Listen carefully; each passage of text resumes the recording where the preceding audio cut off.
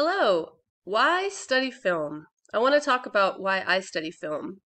I love film, and I assume many of you love film as well, and that's why you're taking this class. Um, it's pretty fun to talk about films that we love, and to learn from watching old films. Um, but I wanted to talk about some other reasons why we might study films, why I might study films. First of all, one of the things that interests me is that film is its own unique art form. It kind of speaks its own language. It does something that other art forms don't do.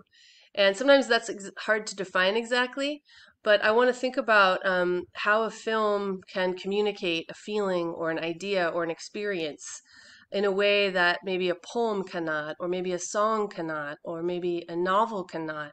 That films do something that somehow, to me, feels very true to life. There's certain films where I feel that um, that film captured something about my own life or about my own experience that I've never seen represented in any other way.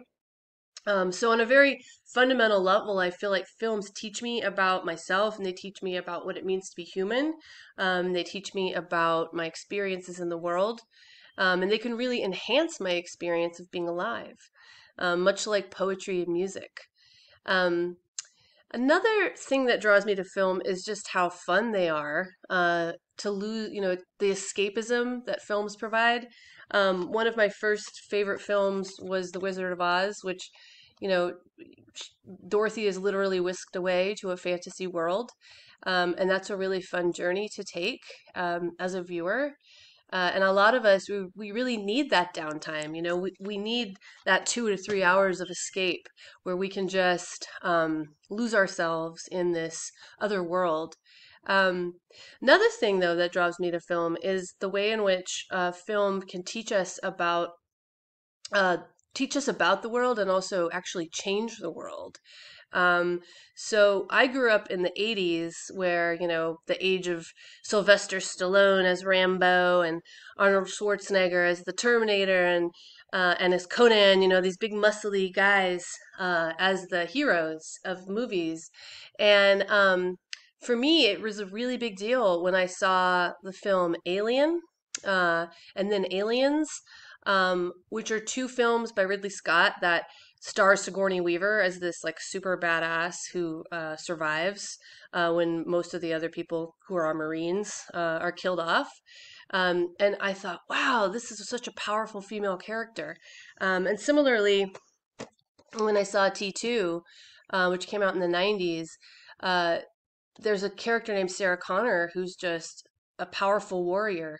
And for me, I thought that changed me. It changed me. It changed my thinking about women's power and about how film could help us kind of change the way we think about gender. Um, and of course, over the years, I've thought about how film can change the way we think about other things as well. But for me, this was where it was at. I got this action figure a few years ago. I couldn't believe it. Sarah Connor action figure.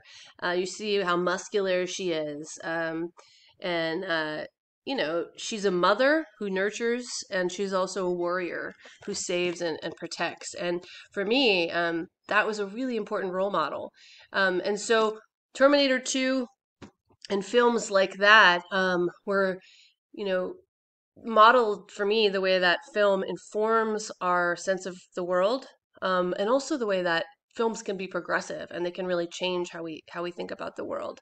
And so since then, I've become very interested in thinking about over centuries, how has film really shaped the way we understand our world? How does film shape the way we think about what's possible in the future, and things like that? So these are some of the things I hope to explore with you this semester, and I hope that you share my love for film, and hopefully you share some of my curiosities as we delve deeply into the early cinema history.